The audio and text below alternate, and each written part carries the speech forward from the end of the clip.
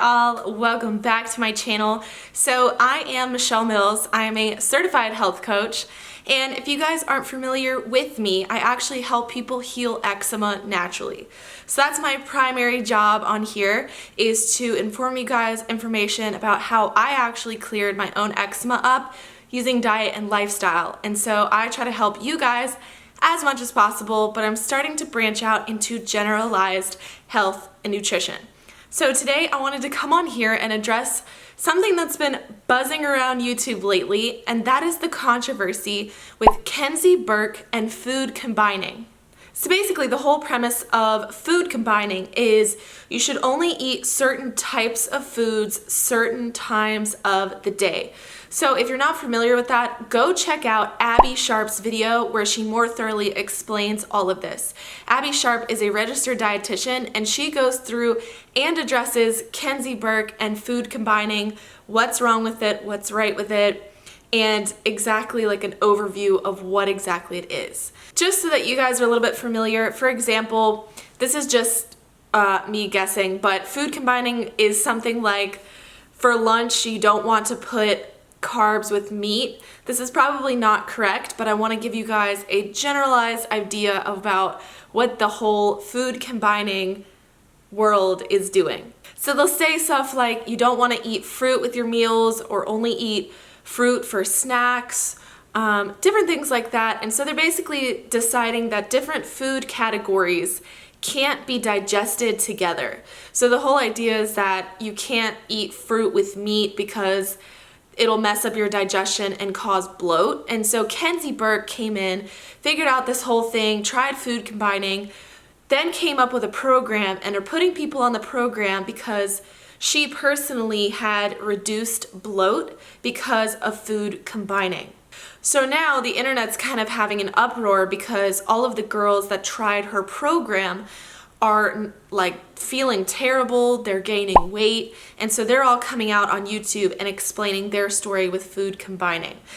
I wanted to take a spin on this whole thing and show you guys what food combining would look like if it was done right.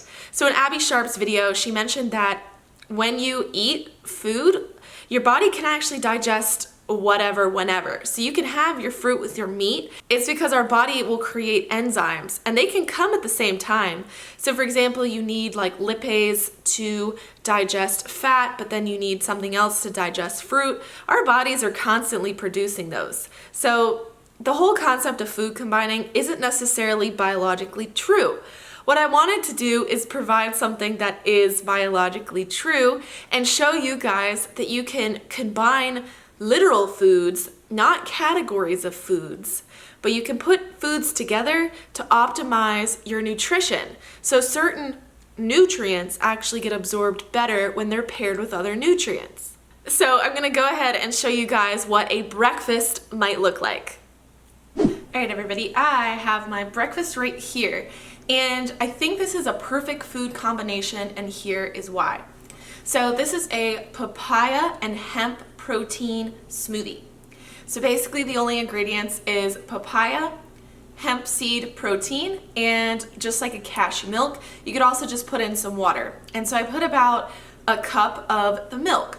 So the reason why this is such a killer combination is because papaya is a super rich source of vitamin C. Over 100% of your daily recommended value of vitamin C.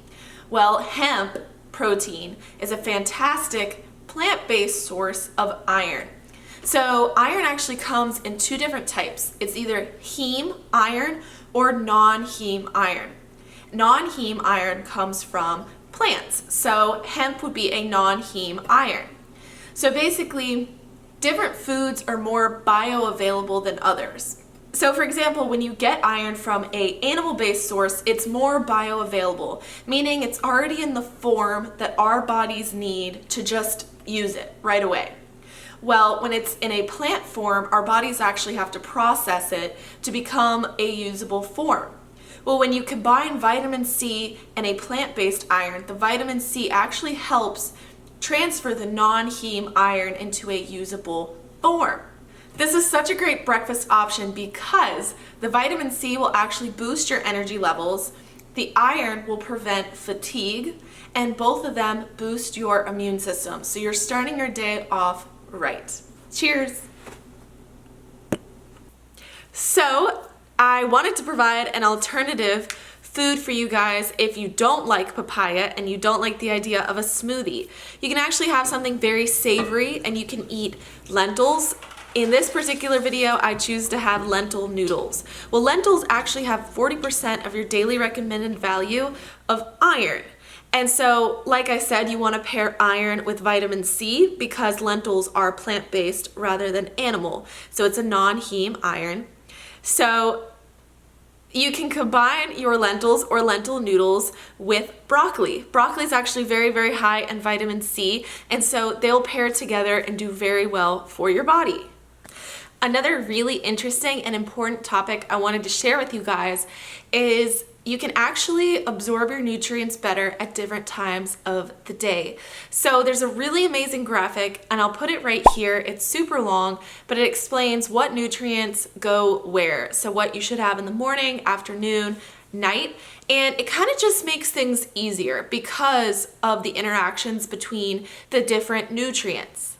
So for example, you want to keep iron into the beginning of your day because iron and zinc actually aren't friends. Zinc prevents the absorption of iron, and so you want to have your zinc maybe midday, so a few hours after you're having your iron, so that the iron can be properly absorbed into your body. That'll be done, and then when you're ready to have zinc, we're going to have that in the afternoon. So lunch, midday snack, couple hours after breakfast. So what I suggest for zinc, so it's really interesting because B12 helps the absorption of zinc.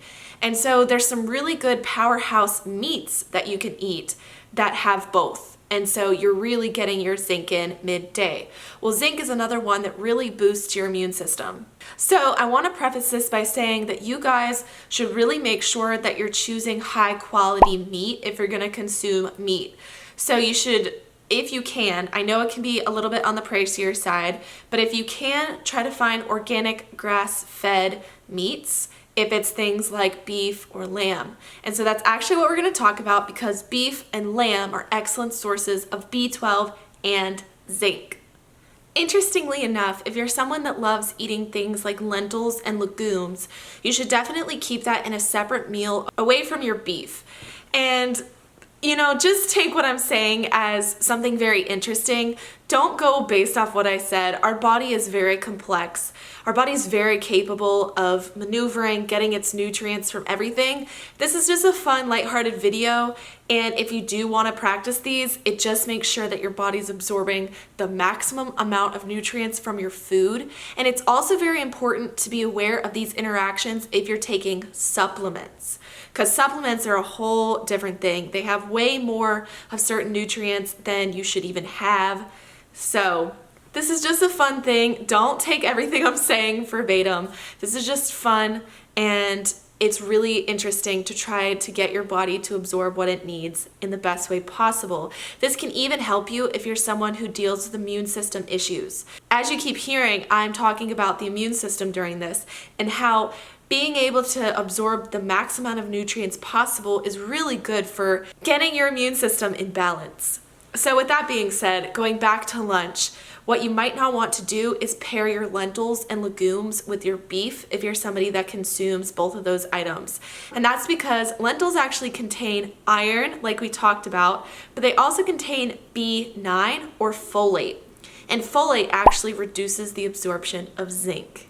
So a really nice idea for lunch is make a really good salad, bunch of spinach and lettuce, and on the side you can have ground beef or a steak, or you can even make a pattyless burger, which is a great idea. You'll make a beef patty, put lettuce as the bun, put some nice vegetables in there like some onions, some pickles, all sorts of things, and that's a great idea for lunch. However, if you are plant-based, go with a salad, and you can make a zinc absorbing sauce for your salad. And so that would be sesame seeds. So if you didn't know, you can actually blend together sesame seeds to create a paste, and that paste is called tahini.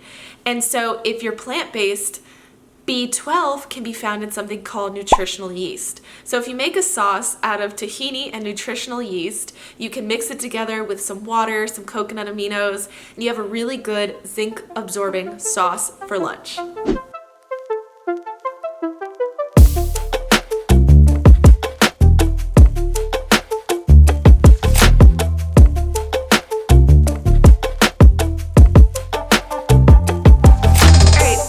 Moving on to dinner, we want to set our bodies up for a good night's sleep, and we want to set our bodies up to have strong bones. And so that's what the late afternoon and night is going to give you.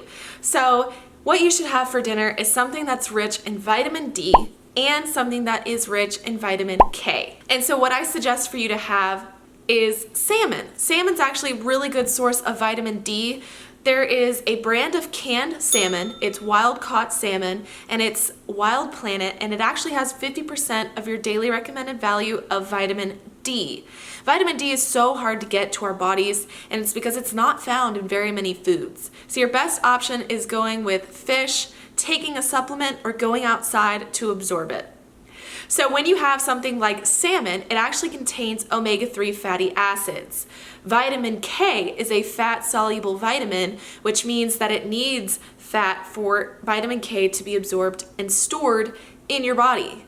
So a really excellent source of vitamin K is kale. So what you can do is make a kale salad, add some grilled salmon on top, and you have an awesome dinner that's going to help you with the rest of your night, because vitamin D actually helps you better absorb calcium.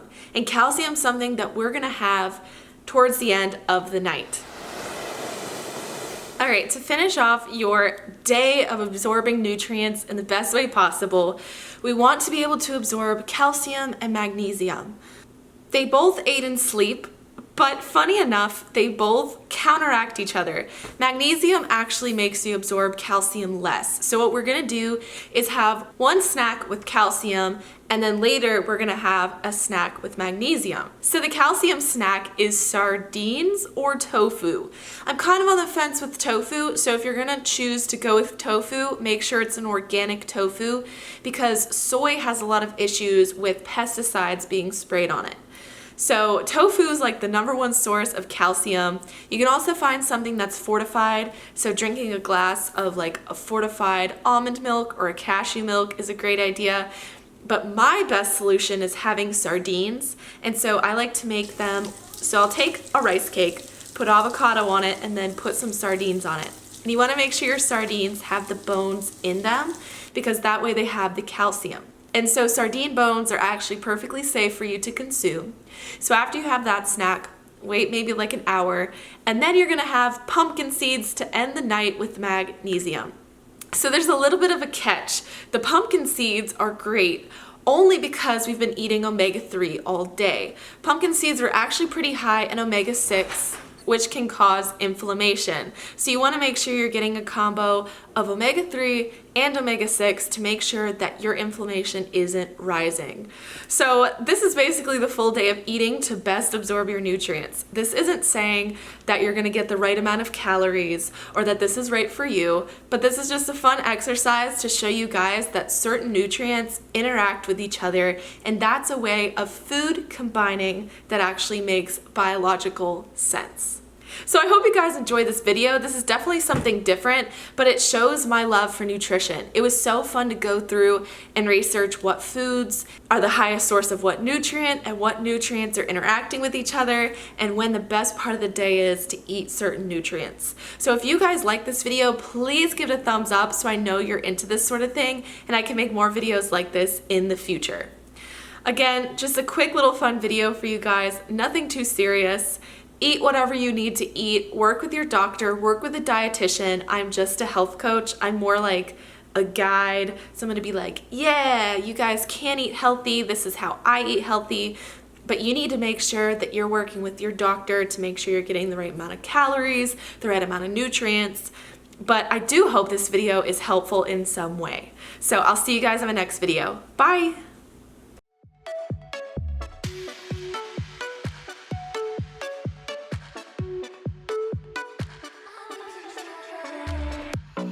Crashing waves